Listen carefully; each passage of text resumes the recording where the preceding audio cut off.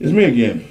I had some time to think about some things, and you know, once again, it's about us as people in life.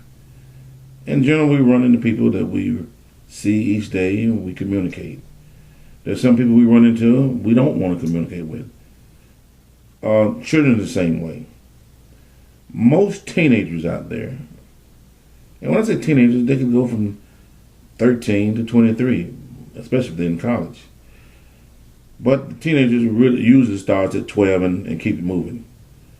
They want a decision to make, and sometimes they want you to make a decision. And if you can't make the decision, then they make a decision. Whether it's good, bad, or in between. We all have them in our families. The decision makers. The good, bad, and in between. It's a prime time when a young girl or a young boy becomes a teenager because they have decisions that was put on them was never meant to be. And if we're not there for as a parent to help them make decisions, they'll make a decision on their own. I run into people all the time because I am, at a college. And when I'm at a college, I see young people, boy, girl, doesn't matter. They all have decisions. And they all have the thing called wonder. Am I doing the right thing? Am I wearing the right clothes? Am I being with the right person? Or do I have the right friends? Well, here's the thing of all that we all struggle with. Friends and friendships. Relationships. They all go hand in hand. You can say I'm 30 and know what I want, or you can say I'm 12 and know what I want. Actually, that's true on both sides. But we all need someone else to give us an okay and understanding that we're not alone. When you're alone, you have a tendency to believe that everything I do is either right or wrong. And my parents don't like it, I don't care. If my parents against me, I don't care. That's not true. I don't know any child out there who has a good parent who's there for them, don't care. You say, well, Earl, what's that mean? As the old song Shirley Caesar once said, "From the time I clean your nose to the time I wash your butt, you didn't ask me, I did it for you." Those decisions was always linger. So even decision that a teenager makes is not always the best decision. Not always. I say again, it's not the best decision. If you tell me as a teenager, I don't want you to be around me when I have my friends, then you're hiding something. Because your friends may be the ones that want to see your parents to see what side you're on. So you take it as an adult as well. I don't want you to be around my friends because you might have a car and my parents don't have a car. You might have some kind of friendship that I don't have. Then you're wrong again. Because you take it upon yourself to believe that you are not accountable for yourself. As a person, you have to like yourself. No one else has to like you. Nobody. Nobody gives you a guarantee, I'm going to like that baby when it's born or that baby. No.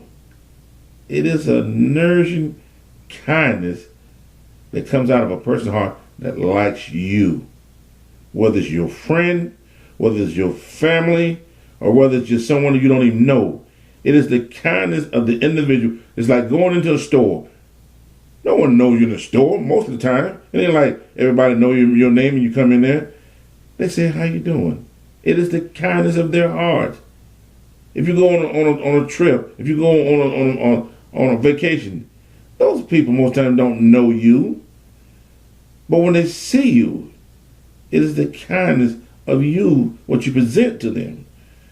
So as a teenager, it ain't all about you. Let's make sure we understand this. Because before you, there were no you. You had to come into this world. And you came into this world, then someone, hate to tell you, but your parents, they were there, and they nourished you. You say, well, I believe in God. Well, whatever that may be. But once again, somebody besides you had to be encouraged. Somebody besides your parents had to be encouraged. They probably thought, wow, what did I bring to this world? I don't even know how to treat it. But somebody encouraged them. And when they took upon them time to think about what they were doing, they encouraged themselves. So don't be so much hateful when you think, well, my parents don't know what they're going to do. Because if they were to lose you, and some of us have, that's a sad day. It's a sad time. As someone once said, when a mother or father buries the child who's supposed to outgrow them or outlive them, that's a sad day.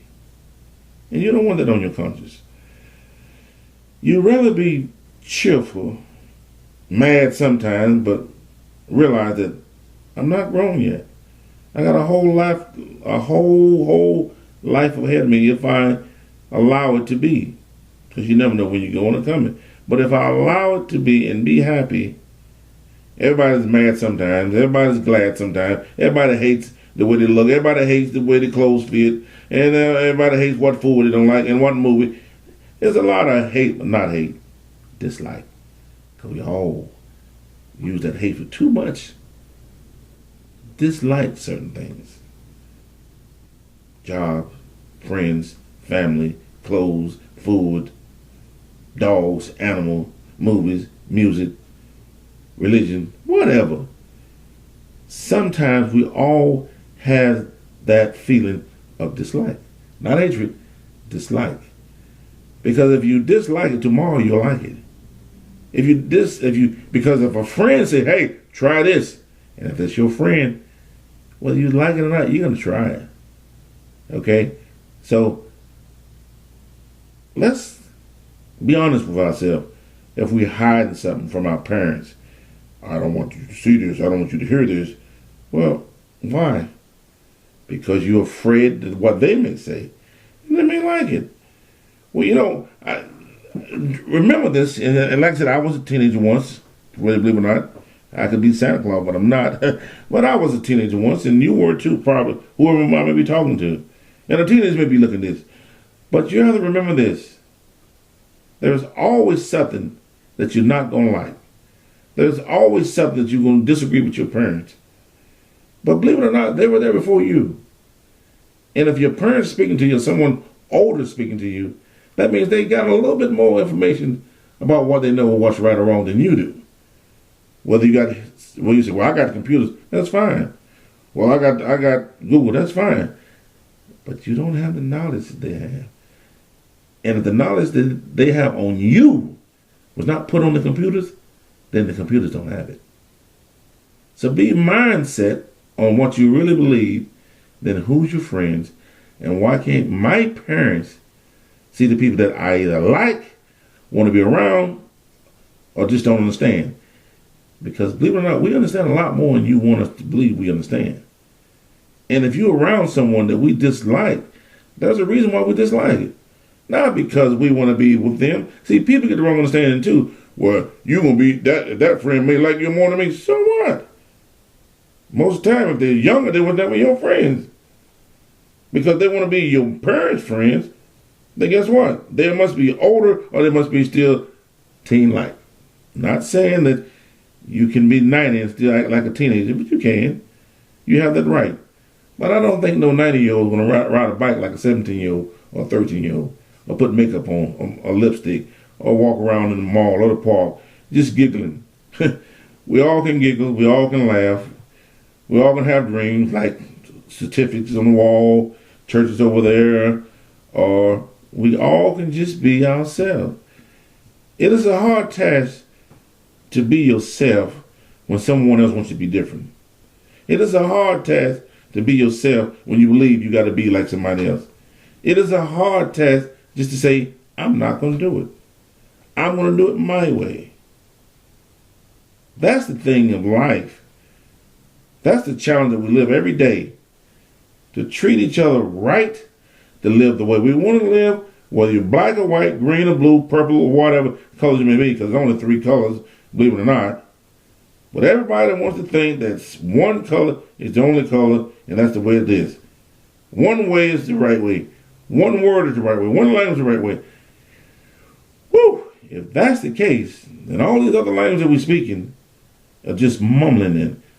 Therefore, there's only one language that everybody understands, but everybody's not hearing it. So if you're not hearing it, you're not understanding it. And if you're not understanding it, you don't believe what you hear. And if you're a teenager, oh my gracious, progress continues to roll. Progress continues to glow up.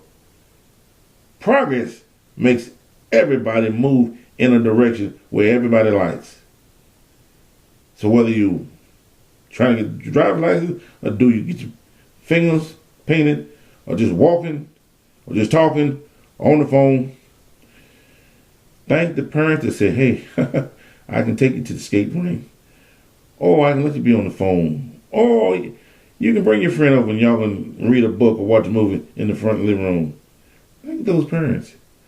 Because some of us never had that opportunity. And being on the front porch was closer than anywhere else. That shows you the difference between progress. That shows you the difference between times.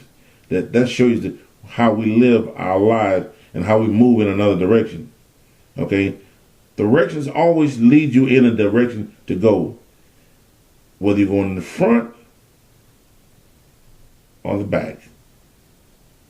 Either way, you're going to go somewhere.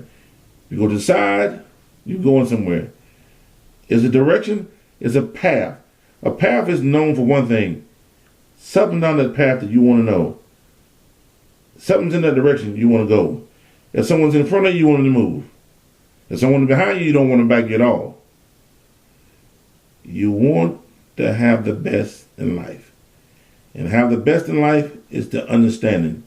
Who do you understand? If you can't get it from your parents, go to your pastor. And if you can't go to your pastor, go to the psychiatrist. You can't go to your psychiatrist, call me up. Hey, I know it all. All right? I can't give it all to you because I don't speak 99 or 100 different languages. But I can give you something. And what I can give you is advice. Because once again, like I said, I was a teenager once. And I still think I am in some ways. So, I'm saying happy wishes, happy dreams, happy thoughts. Be nice to your mom. Be nice to your dad. Be nice to your cousin. Be nice to your friend next door. It's like me when I don't have dogs or cats or any other animals. If you want to take time to realize what's going on and see who really makes a difference, watch an animal. Watch the calmness of an animal. Are we animals? Nah. Not in the word of James Darwin. That's the fitness. We're not going there. I believe we came on this earth as human beings. If we are something else, and sometimes we are something else. Maybe it's the food you eat. But sometimes you can be the rooster or the goat or the cow or the pig, the horse. An animal is an animal. All right? And sometimes you can understand them because you were someone like them. But, once again, though, it's just my belief. You're human beings. My belief doesn't say you came from a monkey. Okay? That's not my belief. And I believe in a whole lot of different things. But most of all, what I believe in, if we're nice to each other, if we're nice to one another, then one another and each other will be nice to you. In other words, how you holler in the woods, how's going to holler back?